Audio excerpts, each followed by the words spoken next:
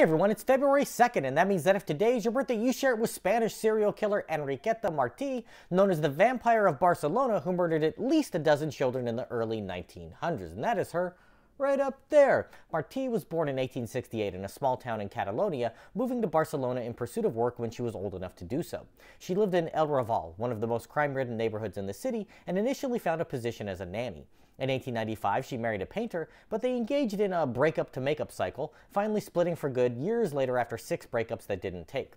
The biggest issue in their relationship was Martí's frequent affairs and time she spent in brothels. Near the turn of the century, she'd begun to spend her days begging in the streets and her nights servicing clients as a prostitute. To earn sympathy while begging, she would find local poor children and have them join her as she went door to door, pretending to be a destitute mother, though she never had children of her own. At night, she would put on fancy dress and spend her time at local casinos and opera houses, meeting with wealthy men with whom she would carry on affairs or rent her body to.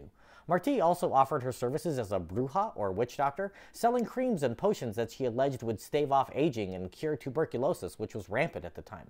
Like a 19th century Ghislaine Maxwell, she also began to gather children during the day that she would provide to her wealthy clients for illicit purposes.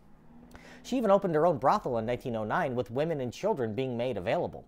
Her behavior towards the children she was profiting from escalated to murder, as she believed that drinking the blood of children and making elixirs from their fat, bones, and hair would cure diseases and prolong life. She would bring children to her home, let her wealthy clients use them as they wished, and then kill them using their remains in her treatments.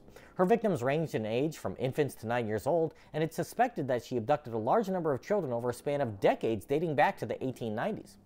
In 1912, Martí was caught having kidnapped a pair of young girls after a neighbor noticed a strange girl in her window. Authorities investigated and luckily were able to return the girls to their families, but then discovered bones, clothes, and blood in her home. After searching hidden compartments in the walls of previous residences, forensic experts managed to differentiate a total of at least 12 children who'd been killed with the evidence they were able to recover. Because Martí did not tally her activities, experts are unsure of how many she actually killed. While awaiting trial for her crimes, she was beaten and lynched by other prisoners in 1913. Some scholars believe that Martí never killed anyone, and that her mental illness led to her dark fantasies that were taken as reality by the police. They say that uterine cancer led to frequent bleeding on her part, and the blood found was hers, and that the bones were actually from small animals and corpses that she had dug up. But it's a lot more fun to think that she did it. If this is your birthday, I hope you have a great day. Leave me a comment so I can wish you a happy birthday. If you know someone whose birthday it is today, send them this video so they can find out all about their birthday twin. And to Enriqueta Martí, I say, happy birthday, you bastard.